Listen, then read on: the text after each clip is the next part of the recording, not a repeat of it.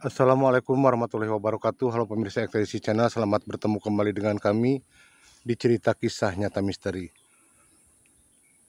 Nah pemirsa, di episode kali ini kami akan menceritakan kisah nyata yang kami dapat dari seorang narasumber bernama Tono, berusia 27 tahun. Dan kejadian mistis yang dialaminya sudah hampir 4 tahun yang lalu. Dan kisah yang dialaminya itu di salah satu gunung ketika beliau atau Tono mendaki bersama dua orang temannya, yaitu Dipo dan juga Tama. Seperti apa ceritanya pemirsa? Sebelum ke ceritanya, jangan lupa dukung terus channel kami dengan cara like, komen, dan juga subscribe biar channel kami bisa berkembang. Dan cerita ini kami beri judul Mendaki Bersama Pendaki yang Sudah Meninggal. Seperti apa ceritanya? Dan inilah ceritanya.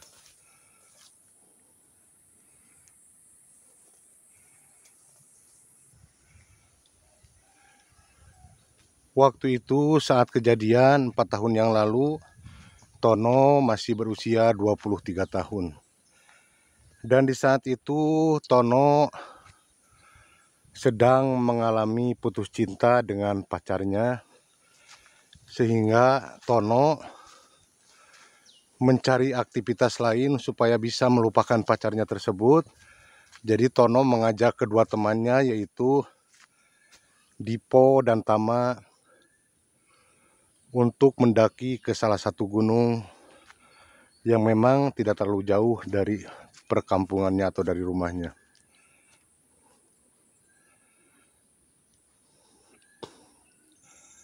Nah saat itu Tono, Dipo, dan Tama sudah sepakat untuk mendaki dan ngecamp selama 1 malam di salah satu gunung tersebut. Dan mohon maaf pemirsa, kami tidak akan sebutkan nama gunungnya karena ini privasi. Dan singkat cerita, akhirnya mereka pun berangkat sekitar jam 2 sore memulai pendakian. Mereka pun berangkat mulai mendaki ke gunung tersebut dengan suasana nyantai, karena Tono mendaki itu seolah-olah untuk menghilangkan rasa kecewanya terhadap pacarnya yang memang sudah putus waktu itu. Sehingga saat pendakian, Tono, Dipo, dan Tama tidak terlalu tergesa-gesa untuk mencapai puncak. Justru mereka melakukan pendakiannya sangat nyantai sekali, tidak terlalu mempercepat perjalanannya menuju ke lokasi puncak atau tempat ngecamp. Mereka pun terus berjalan menyusuri jalanan setapak yang sangat terjal, bahkan licin. Dan di kala itu memang tidak terlalu banyak orang-orang lain yang melakukan pendakian, karena selama perjalanan mereka hanya menemukan 3 orang rombongan atau 3 rombongan yang turun dari gunung tersebut.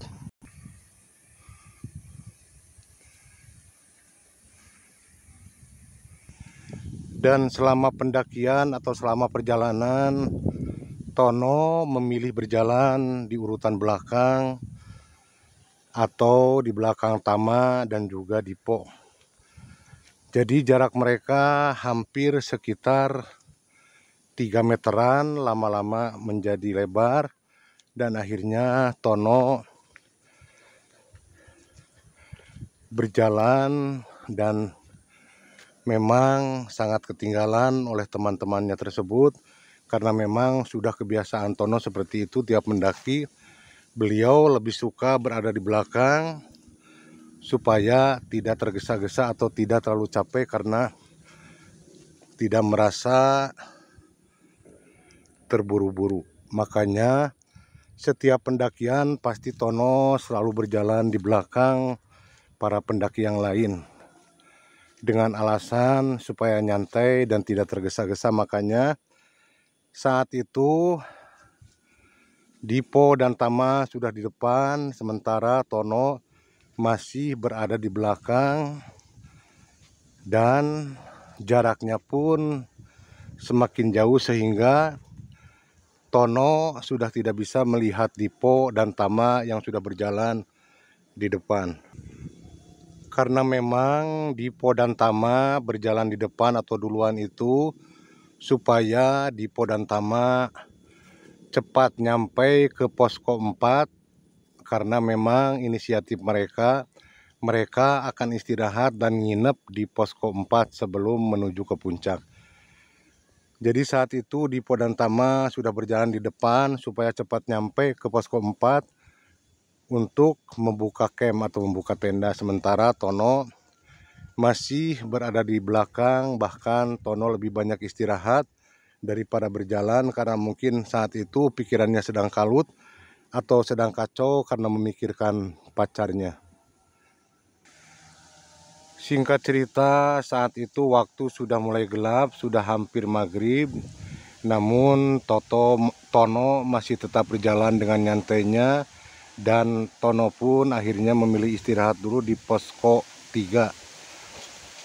Sedangkan mungkin Tama dan Dipo sudah berada jauh di depan atau mungkin sudah nyampe ke posko 4 untuk membuka camp.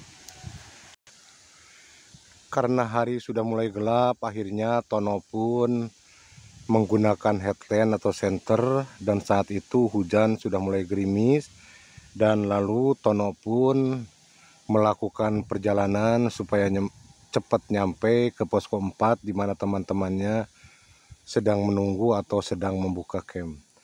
Nah pemirsa, di saat Tono sedang berjalan menyusuri jalanan setapak yang memang suasana sudah gelap, saat Tono berjalan, tiba-tiba Tono mendengar ada yang memanggil dari arah belakang, dan saat itu Tono pun melihat ke belakang. Ternyata tidak jauh dari jarak Tono melihat seorang perempuan yang juga dandanan pendaki.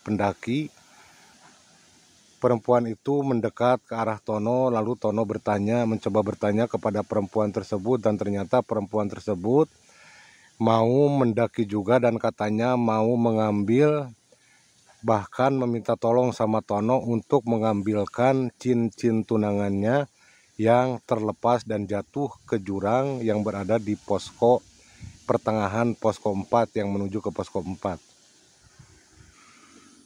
Namun pemirsa, saat Tono mempersilahkan perempuan yang mengaku bernama Sally itu, menyuruh untuk berjalan di depan supaya bisa diterangi oleh senternya Tono, namun si Sally tersebut menolak dan akan tetap berjalan di depan meskipun gelap, namun masih bisa melihat katanya. Jadi saat itu Tono pun tidak bisa memaksakan Sally untuk berjalan di depan. Nah di sepanjang perjalanan mereka pun berbincang-bincang, dan Tono pun bertanya kepada Sally kenapa mendaki sendirian, tidak takutkah? Sally itu mengatakan kalau memang awalnya pendakian itu bersama teman-temannya, namun saat sudah berada di pertengahan posko 4, si cincin tunangannya tersebut terlepas dan jatuh ke jurang, dan akhirnya Sally katanya mencari si cincin tersebut tidak ketemu, dan teman-teman yang lainnya pun disuruh oleh Sally untuk turun saja, biarlah Sally akan pulang sendirian. Nah saat itu katanya Sally pun setelah turun dari posko 4 karena cincinnya tidak ketemu, Sally pun turun ke posko 3. Padahal saat Tono istirahat di situ sama sekali Tono tidak melihat adanya Sally, dan kata Sally istirahat di posko 3, namun saat itu Tono memang tidak melihatnya. Lalu karena Sally merasa penasaran dan karena merasa sangat berdosa karena cincin tunangannya dari pacarnya tersebut terjatuh, sehingga Sally pun berinisiatif katanya untuk mencarikan cincinnya lagi di sekitaran atau sebelum posko 4. Sepanjang perjalanan Tono dan Sally ngobrol, dan ternyata pemirsa, Sally itu dijodohkan oleh orang tuanya dengan seorang laki-laki dan melakukan pertunangan atau tukar cincin. Padahal Sally sendiri tidak mencintai yang namanya tunangannya tersebut, sehingga saat pendakian pun si Sally ini tidak bersama pacarnya, melainkan bersama tim atau grup pendakian yang ada di sekitarnya. Selama perjalanan, Tono dan si perempuan tersebut kadang-kadang istirahat, namun yang anehnya pemirsa, saat Tono menawarkan minuman atau cemilan, si Sally ini tetap menolak dan mengatakan tidak haus juga tidak lapar. Jadi saat itu Tono berusaha merayu supaya si Sally tersebut mau menerima minuman dan makanan yang dibawanya, namun si Sally tersebut tetap menolak dan mengatakan tidak lapar. Dan yang anehnya pemirsa, yang dirasakan Tono saat mereka berjalan, padahal jarak Sally itu di belakang Tono itu sekitar 2 meter, namun yang anehnya tidak mendengar yang namanya pijakan kakinya si Sally.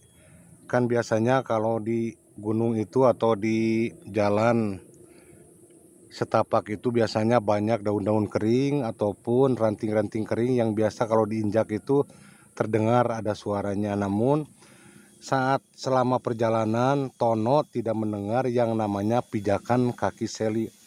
Dan saat itu Tono mencoba melihat ke belakang karena Tono sudah mulai curiga jangan-jangan itu bukan manusia. Namun saat Tono melihat ke belakang, melihat ke arah kakinya Sally, Tono melihat ada kakinya dan memakai sepatu layaknya sepatu pendakian. Singkat cerita, sampailah ke pertengahan menuju ke posko 4.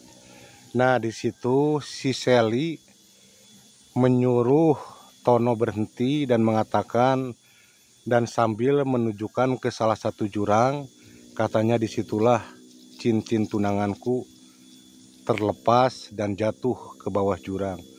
Nah, yang anehnya saat Tono mendekat ke lokasi tersebut, di situ ada yang namanya kain kuning yang seperti biasa kalau ada orang yang meninggal pasti memakai atau mengikatkan tali kuning atau kain kuning di pohon ke pohon. Nah, di situ Tono mulai heran karena di situ memang katanya habis ada yang meninggal, dan di situ Tono mencoba bertanya lagi kepada si Sally, bertanya apakah yakin benar cincin tunanganmu tersebut jatuh ke bawah jurang sana, sedangkan jurangnya sangat pasti dalam sekali karena sangat gelap sekali. Di situ Tono merasa bingung mau mencari cincin sekecil itu ke bawah jurang, sedangkan Tono sendiri tidak membawa peralatan untuk turun ke tebing tersebut atau ke jurang tersebut. Nah, di situ Tono mulai bingung dan Tono mengatakan, mohon maaf, kami tidak bisa melakukannya, mencari cincin tersebut. Nah, saat itu si Sally itu menunduk seperti merasakan atau kekecewaan pemirsa karena memang Tono tidak bisa menolong. Nah, di situ Tono sudah mulai merasa heran melihat perubahan wajah si Sally tersebut. Wajahnya pucat, sepucat-pucatnya pemirsa, bibirnya pun seperti membiru. Di situ Tono terus memperhatikan raut muka si Sally yang seolah menunduk, bahkan terisak menangis. Si Sally itu terisak menangis sangat memilukan, seperti merasakan kekecewaan atau sakit hati.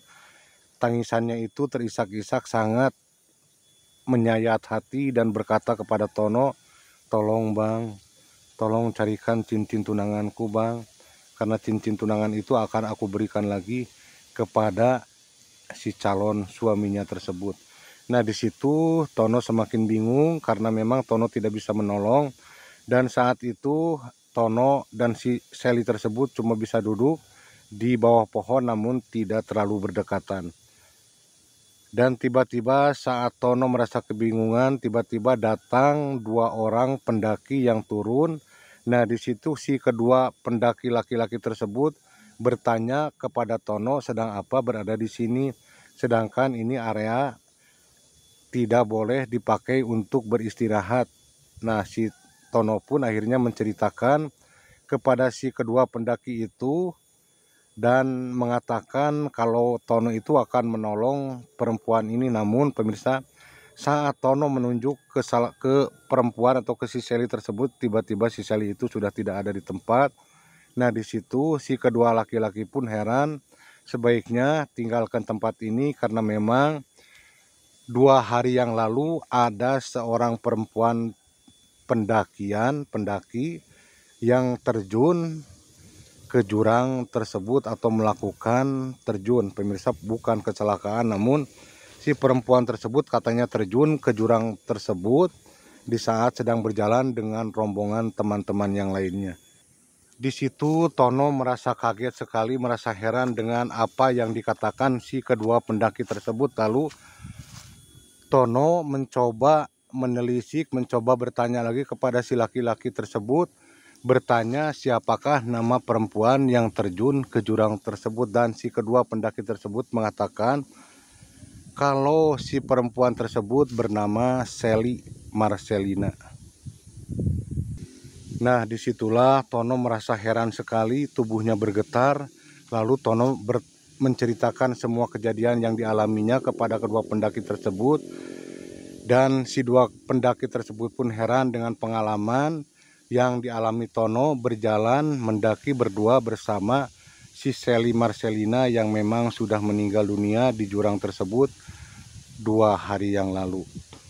Kalau masalah cincin, si kedua pendaki tersebut pun tidak tahu karena saat itu si kedua pendaki tersebut memang itu kedua pendaki tersebut adalah penduduk lokal di sana, memang ikut membantu evakuasi di mana mayat Sally diambil atau ditarik dari jurang tersebut.